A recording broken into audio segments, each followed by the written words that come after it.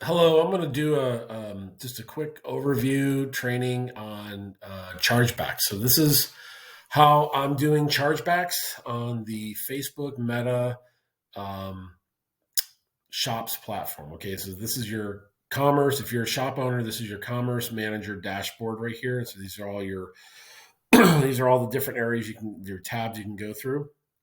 So specifically where you're going to find your chargebacks is right here. It's going to be under orders, disputes. And this is what you're going to see. So I've had more than my fair share, I feel, of chargebacks since mid-December. I think really started getting more serious about this in September with the shops, at least. So with the drop shipping in the shops. So anyways, here's the most recent chargeback. I just got this one yesterday.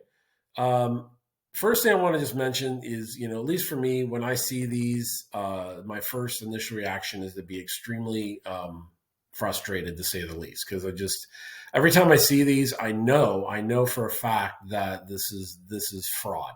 Okay, and it's also an unwillingness or ignorance on the part of the customer to communicate.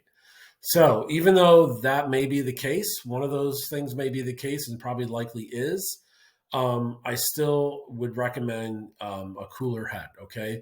Because ultimately, the best way to react to this is going to be with a cooler head, with humility, and absolutely having a mindset of assuming the best about the situation, okay?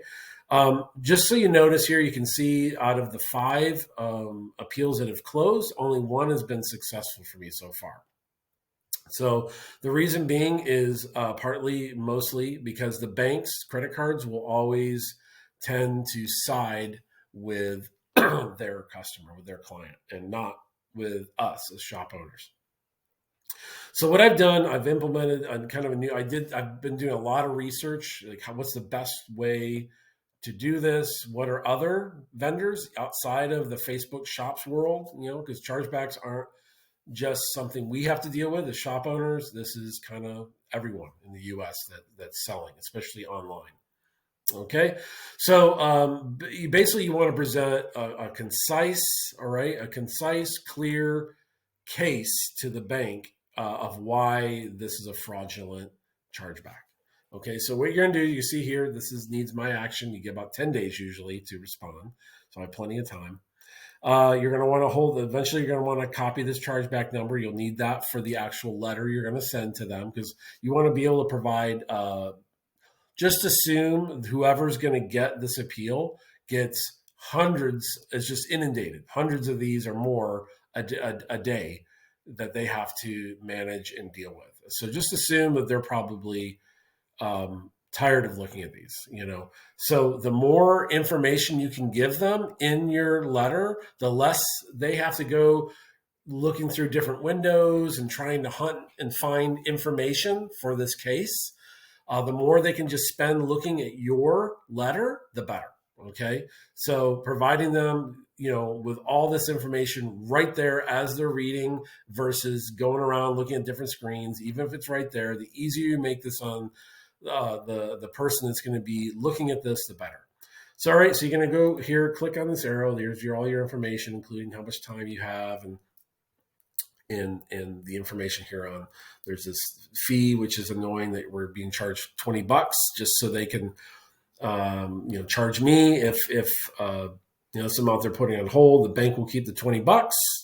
Thank you. Thank you for taking my money, I guess. And then they'll send the customer back the $24.49. So this is the chargeback. That you'll need that amount later. That's the amount that's in dispute. Okay, so you'll need keep note of that for later when you do your letter. All right, so let's close that out. So that's the first thing you're going to do, is just kind of review this, get a sense of what's going on. From right here, that's a hyperlink. You can click on that, and that'll take you right here to the order. Okay.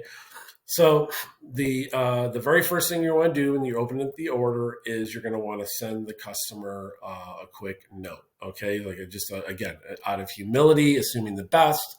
Here's one thing I've noticed: all those chargebacks you saw, not one of them did I ever see any form of communication from the customer whatsoever. Not an inbox message from their order, replying to anything that we sent on the order, not a review, not anything to my shop page inbox either. Nothing. Okay, so what you're going to want to do here, so see this inbox here, I'm kind of hovering over it. Hopefully you can see it right here on your dashboard on the left-hand side.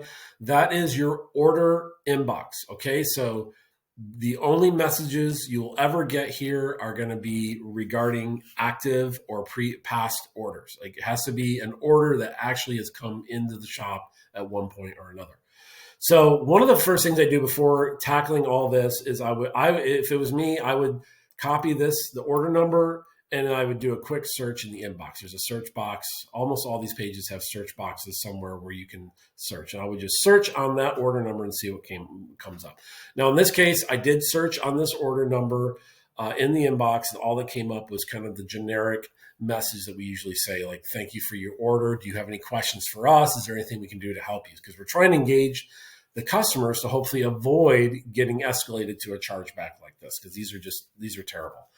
They hurt the shop, and they cost us just tons of money. Like, we're losing so much money. The cost of the product that we've already purchased and sent, then we're losing all the money that the customers sent us, and then they're charging us at least $20. So it's a minimum $20 charge on these items. Okay. So with all that said, you're going to want to check that, see if there's any history. If there's any history, if they've ever responded with anything at all, you're going to want to take a screenshot of that. Definitely take a screenshot. In this case, there was nothing.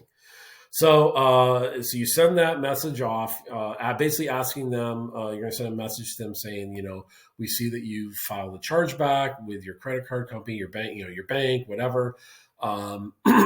Would you, if you would, remove this chargeback, we would be glad to give you a 100% refund on this item. Okay. And we could do this much quicker than your credit card will in getting your money back to you. And you just say something like that, like answering the question, like the customer, what's in it for me if I do away with this chargeback?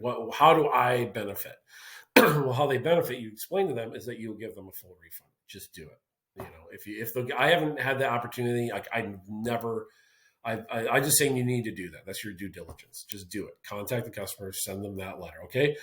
Right after you do that, the next step you're going to do is you're going to take a screenshot of this. Okay.